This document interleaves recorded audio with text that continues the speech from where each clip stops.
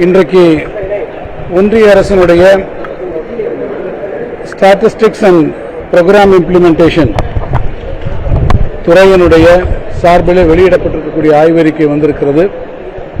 அந்த ஆய்வறிக்கையின்படி நிலைத்த விலை விகிதங்களில் கான்ஸ்டன்ட் பிரைசஸில் தமிழ்நாட்டினுடைய வளர்ச்சி என்பது இன்றைக்கு 9.69% இன்றைக்கு அதிகரித்திருக்கிறது என்று அந்த அறிக்கை தெரிவிப்பது மிக முக்கியமான மிக சிறப்பான ஒன்று என்பதை நான் தெரிவித்துக் கொள்ள விரும்புகிறேன்.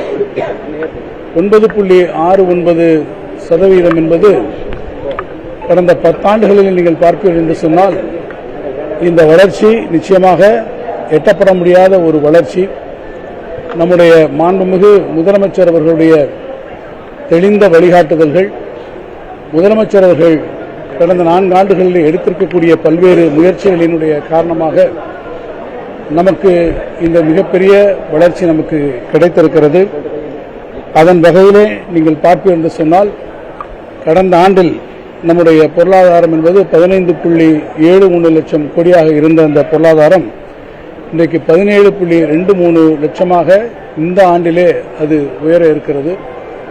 இந்த 9.69% கான்ஸ்டன்ட் பிரைசஸிலே வரக்கூடிய இந்த வளர்ச்சி என்பது நீங்கள் நாமினல் பிரைசஸ் என்று வரக்கூடிய இதிலே நீங்கள் எடுத்துக்கொள்வீர்கள் சொன்னால், அதாவது இன்ஃப்ளேஷன் பணவீக்கத்தை உருவாக்கி நீங்கள் எடுத்துக்கொண்டால் அது 14% இருக்கும். பணநீக்கம் இல்லாமல் நீங்கள் அந்த ரியல் பிரைசஸ்ல நீங்கள் எடுத்துக்கொண்டால், கான்ஸ்டன்ட் பிரைசஸ் எடுத்துக்கொண்டால் 9.69%. இது தமிழ்நாடு அரசு இந்த ஆண்டு நம்முடைய பட்ஜெட்டை கொடுப்பதற்கு முன்பாக எக்கனாமிக் சர்வே ரிப்போர்ட் ஒன்றை நாம் வெளியிட்டிருந்தோம். அந்த எக்கனாமிக் சர்வே ரிப்போர்ட்டிலே நாம் என்ன வளர்ச்சி விகிதத்தை குறிப்பிட்டிருந்தோமோ அந்த வளர்ச்சி விகிதத்தை தொடக்கூடிய அளவிலே இது வந்திருக்கிறது. இந்த வளர்ச்சி விகிதம் என்பது அதில் சுட்டிக்காட்டியிருப்பதைப் போல 8% நாம் அதை சுட்டிக்காட்டியிருந்தோம். ஆனால் இன்றைக்கு 9.69% அந்த வளர்ச்சி விகிதம் அது கூடியிருக்கிறது.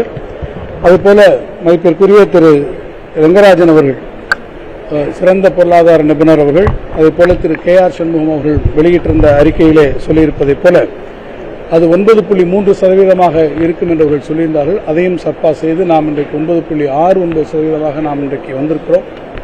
இதில் 3 முக்கியமான துறைகள். முதலாவது வைக்கக்கூடிய பிரைமரி தொகைக்கூடிய விவசாயம், இரண்டாவது துறையாக இருக்கக்கூடிய நம்முடைய உற்பத்தி துறையாக இருக்கக்கூடியதாக இருந்தாலும் சரி, அல்லது மூன்றாவது துறையாக இருக்கக்கூடிய நம்முடைய சர்வீசஸ் துறையாக இருந்தாலும், இவற்றில் விகிதங்களை பார்க்கிற போது சர்வீசஸ் துறை நமக்கு மிகுந்த பங்களிப்பினை அளித்திருக்கிறது.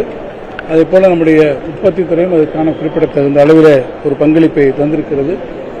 இந்த வளர்ச்சி என்பது இந்த விகிதத்திலே நாம் செல்லும் என்று சொன்னால், நாம் ஏற்கனவே நம்முடைய மாண்புமிகு முதலமைச்சர் அவர்கள் சொன்னதைப் போல நாம் 2030ஆம் ஆண்டிலே $1 trillion எக்கானமியை நாம் பெறக்கூடிய அளவிற்கு இந்த வளர்ச்சி விகிதம் நம்மை இட்டுச் செல்லும்.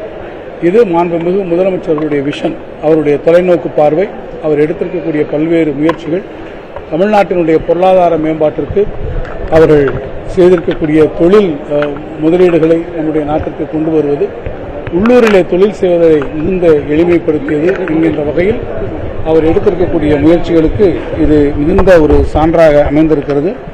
மக்களுடைய நலவாழ்வில் அக்கறை கொண்டு அவர் எடுத்திருக்கக்கூடிய இந்த முயற்சிகள் எல்லோரையும் ஒருங்கிணைத்திருக்கக்கூடிய அந்த வளர்ச்சி என்பதும் இந்த பொருளாதார வளர்ச்சிக்கு அடிகோலாக மாறியிருக்கிறது என்பதை நான் தெரிவித்துக் கொள்ள விரும்புகிறேன். அதன் வாயிலாக நம்முடைய ஒட்டுமொத்த இந்த பொருளாதாரம் என்பது இன்றைக்கு மிகப்பெரிய வளர்ச்சியை நாம் பெற்றிருக்கிறோம் என்பதை செய்தியாளர்களுடைய சந்திப்பின் வாயிலாக நான் மிகுந்த மகிழ்ச்சியோடு உங்கள் அனைவருக்கும் தெரிவித்துக்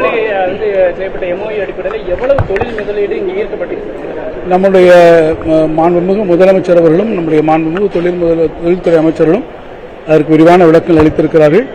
தொழில்துறை மானிய கோரிக்கையிலே அது குறித்து முழு விவரத்தையும் நம்முடைய மாண்புமிகு தொழில் வர்த்தகம் மற்றும் முதலீட்டுத்துறை அமைச்சர்கள் உங்களுக்கு அளிப்பார்கள். அதுதான் முறையாக இருக்கும்.